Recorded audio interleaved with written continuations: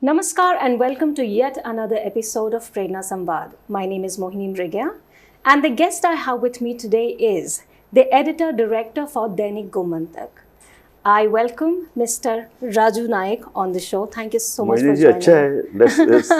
This will be going to be a very good discussion. Actually, so I'll tell you the background, so what happened. So, when I came to Goa, I went to other cities in the country.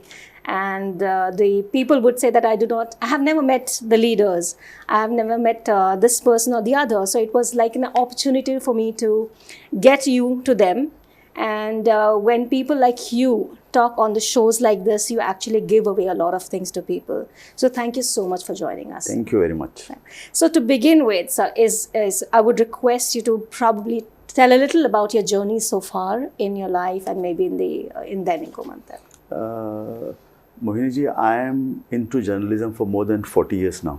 Correct. I have traveled from English journalism into Konkani to Marathi. So all the three major languages of Goa I have covered. I was at the helm of the affairs of all this media. I was in Times of India. I was in Indian Express for a long period. I was in Lok Satta. Then I worked as the editor of a Konkani daily called Sunaprant.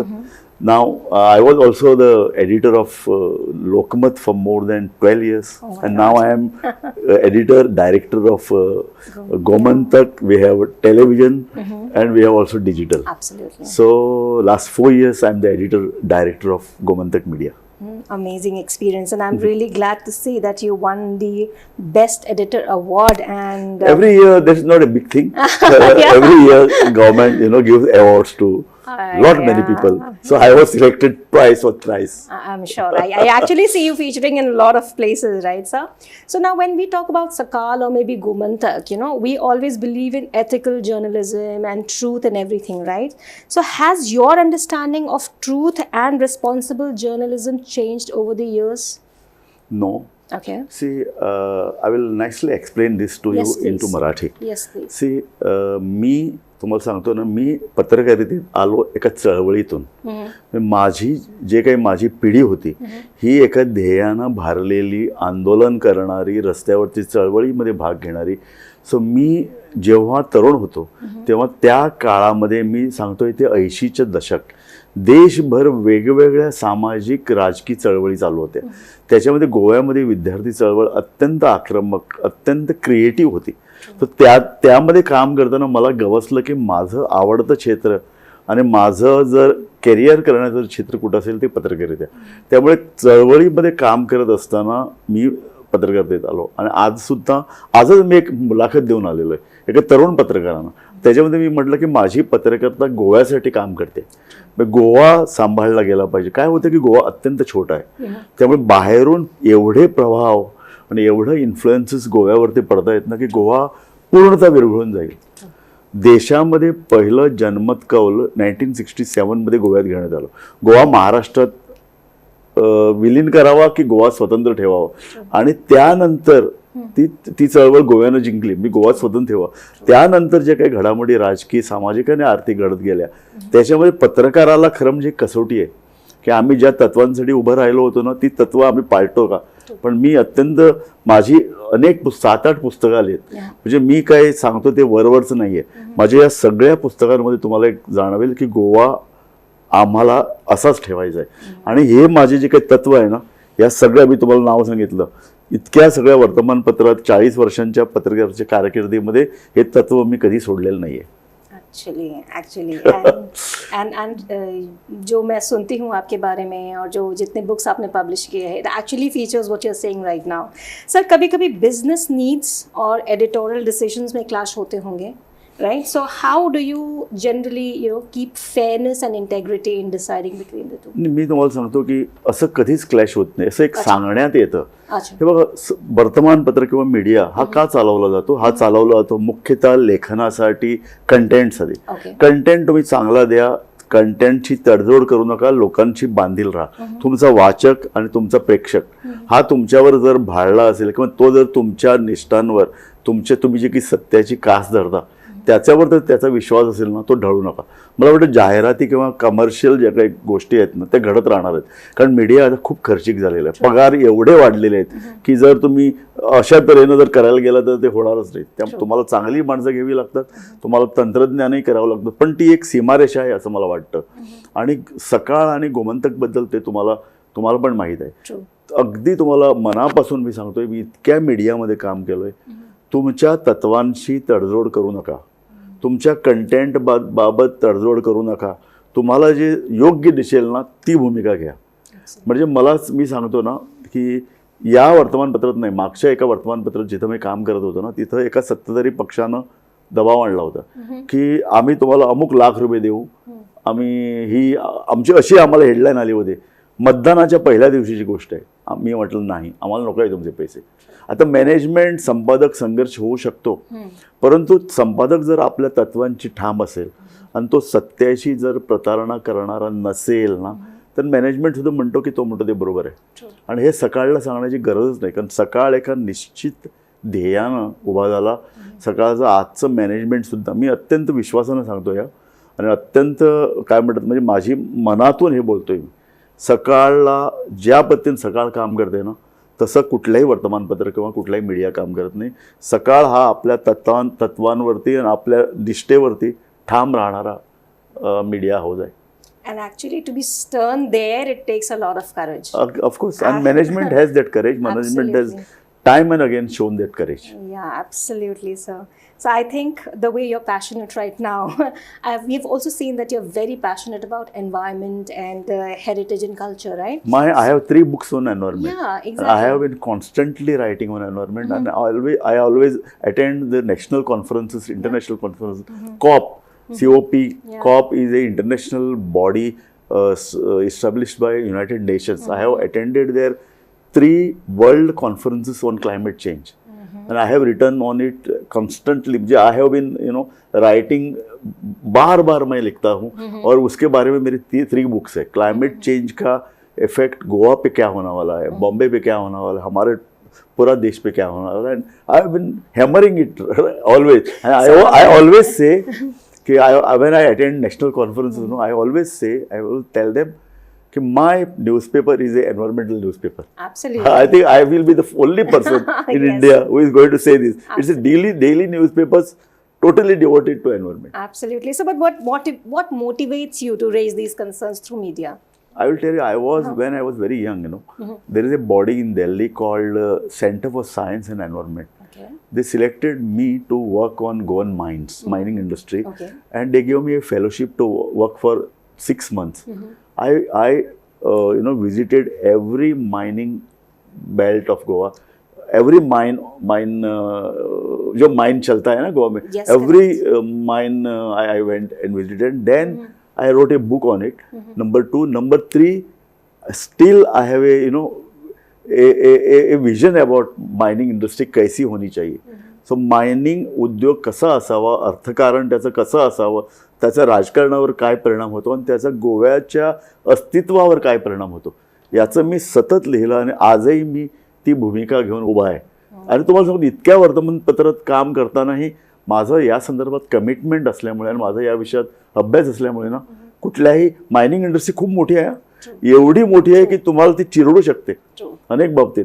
पण मी ठाम उभा राहिलो आणि मॅनेजमेंटला माझ्यावर विश्वास ठेवला. हे खूप महत्त्वाचं आहे. त्यामुळे मी गोव्याच्या मायनिंग इंडस्ट्रीला दिशा देऊ शकलो, असं मला सार्थ अभिमान वाटतो. सर, जब आप इतने deep actually you go and you actually experience things, so कभी ऐसा हुआ है कि कोई असाइनमेंट हो या फिर कोई स्टोरी हो that has actually impacted you very much, and अगर किया है तो व्हाई हैज़ दैट स्टोरी और the assignment impacted you? No see, there are lot many issues.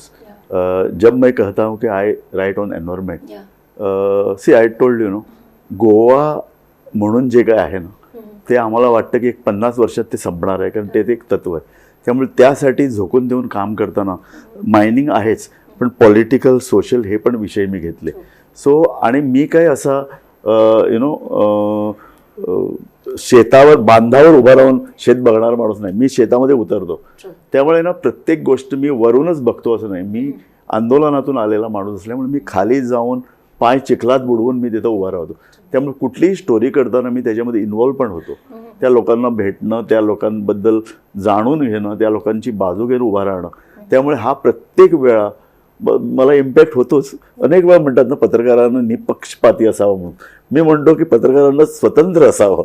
कुठल्याही विषयाकडे बघताना तो इंडिपेंडेंटली त्याने बघावं आणि त्याने अनेकदा तो विषय घेऊन त्या विषयामध्ये जर खोल जाताना त्याने जर तिथं जर प्रत्यक्ष काम केलं, त्या लोकांना भेटलं, तर त्याचा इफेक्ट प्रत्येक विषयाचा ना पत्रकाराच्या जीवनावरही परिणाम होत असतो.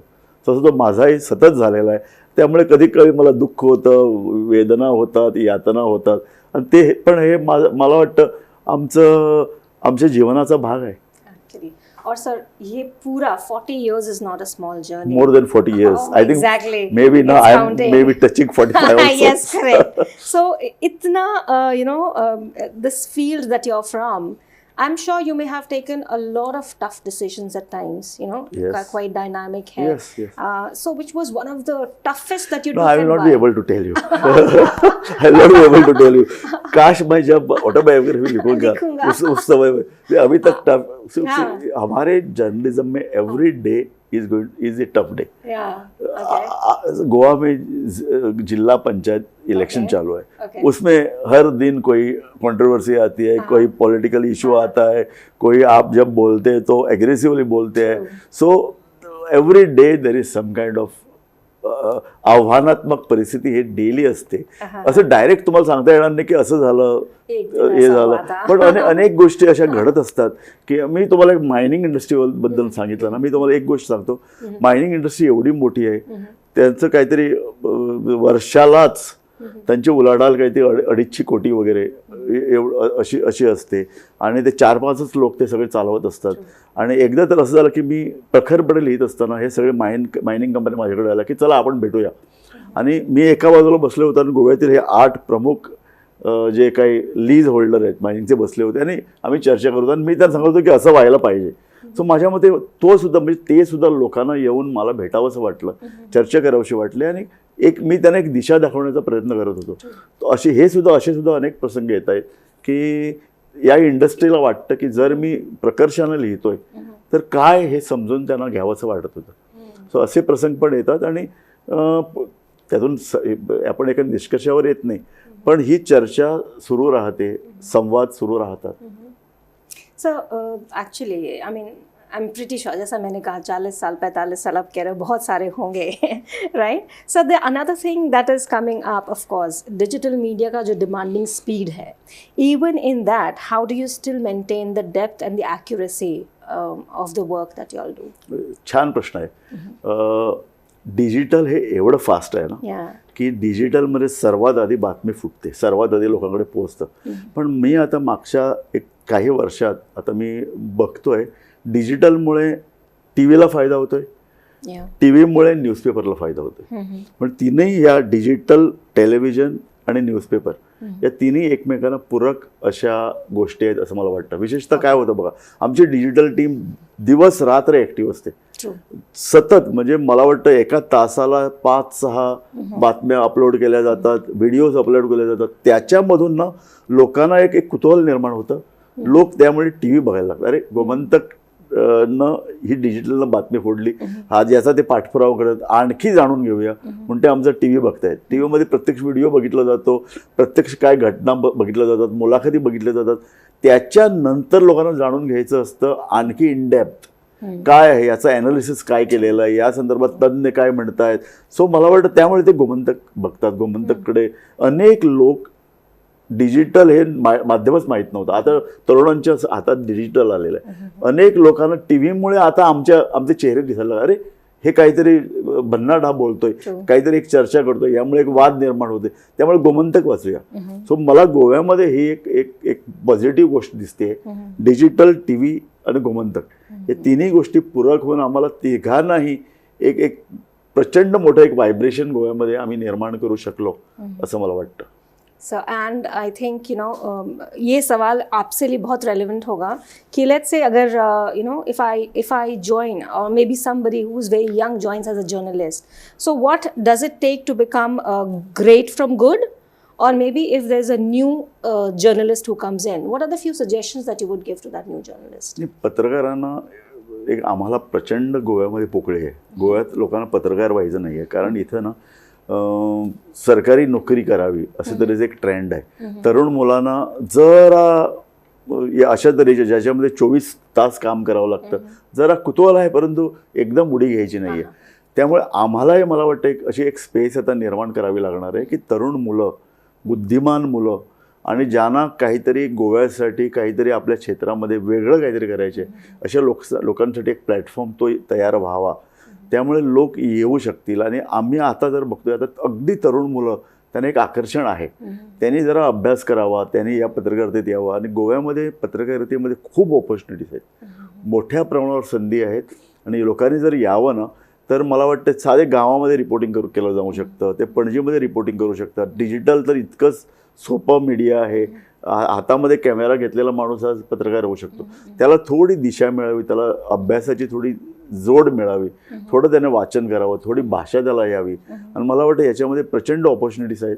आणि मुलं जर आली तर पुढच्या 20 वर्षात ती अत्यंत चांगलं काम करून दाखवू शकते. Absolutely. And I think people like you will actually help them, shape them up. And, I generally talk about values and missions and vision. Now, if you could redesign the newsroom, okay, sir, so what will be that non-negotiable value that you will keep there? नाही, मी तुम्हाला म्हटलं ना, आपल्याला एक निष्ठा पाहिजे. True. आपल्या व्यवसायाबद्दल आपल्याला निष्ठा पाहिजे, आपण ज्या भूमीबद्दल काम करतो त्याच्याबद्दल. ही 2 जर तत्व जर असली ना, आणि तुम्हाला अभ्यासाची जर जोड मिळाली तर मग थोडी करेज पाहिजे ना. मग आपण हे आपले तत्व घेऊन उभं राहणार आहोत. आणि आपण कॉम्प्रोमाइज हे कुठल्याही गोष्टीत, घरी आपण कॉम्प्रोमाइज करतोच की.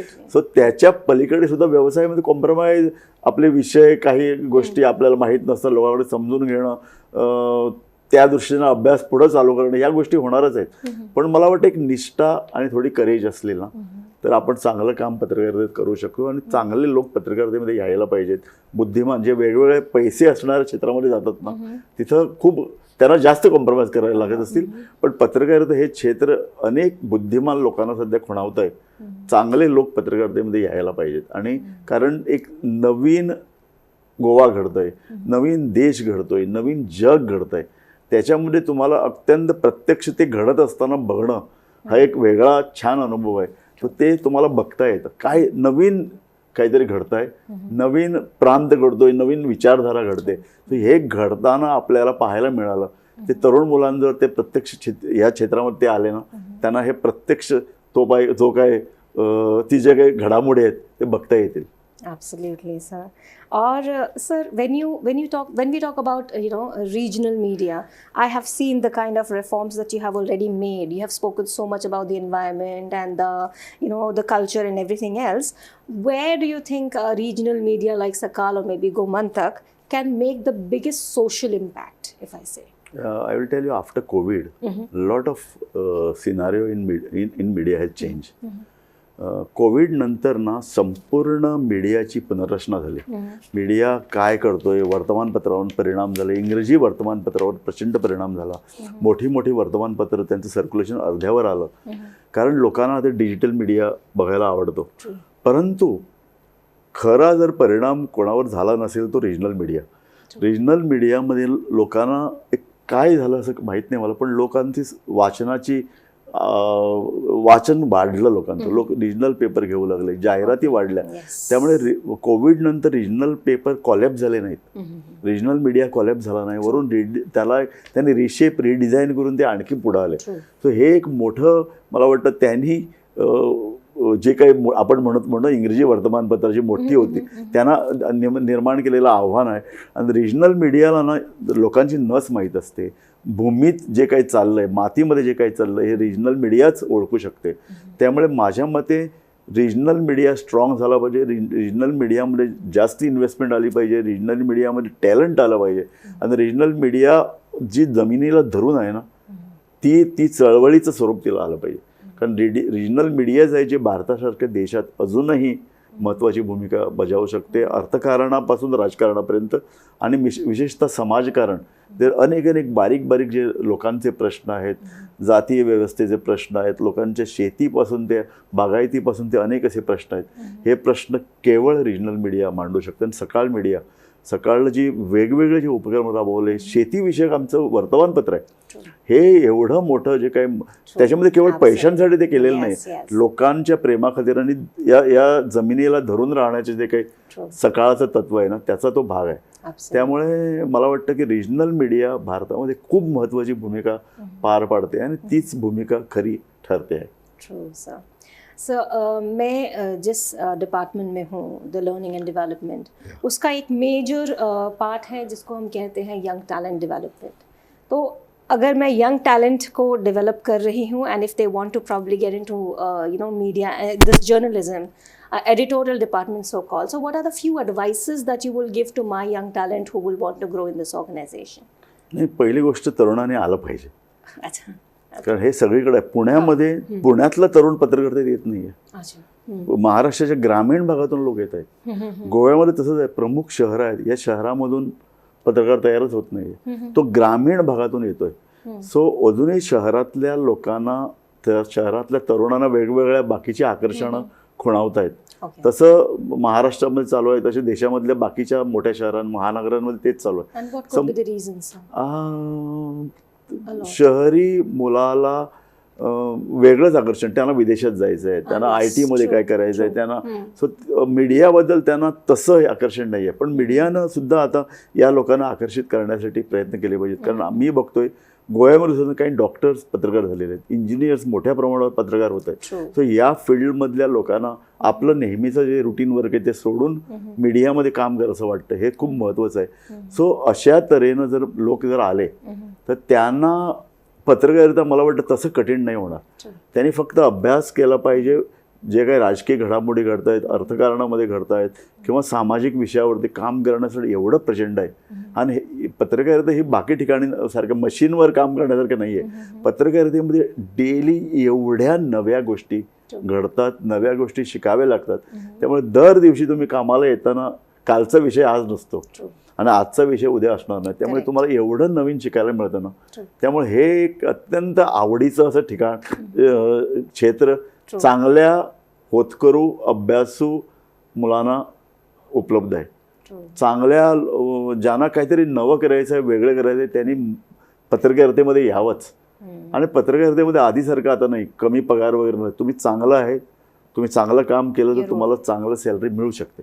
त्यामुळे चांगल्या लोकांनी, इंजिनियर्स, डॉक्टर्स किंवा बाकी अशी जी महत्त्वाची क्षेत्र आहेत ना, त्या लोकांनी पूर्णतः आता पत्रकारितेत यावं. पत्रकारितेमध्ये एवढा मोठा बदल आणि एवढा मोठा व्हॅक्यूम आहे की त्यांना मोठ्या संधी आहेत. I'm really glad I spoke to you because itna varied information and itne deep knowledge wouldn't have come without talking to you. So maybe one sum up of the entire conversation to everyone, sir. आम्ही खूप काम करतो, आव्हानात परिस्थितीत काम करतो. अशा तऱ्हेच्या ज्या काही न्यूज ऑर्गनायझेशन्स आहेत त्या पण आमच्या पाठीशी उभ्या राहतात. देश एका आवर्तनातून जातो आहे.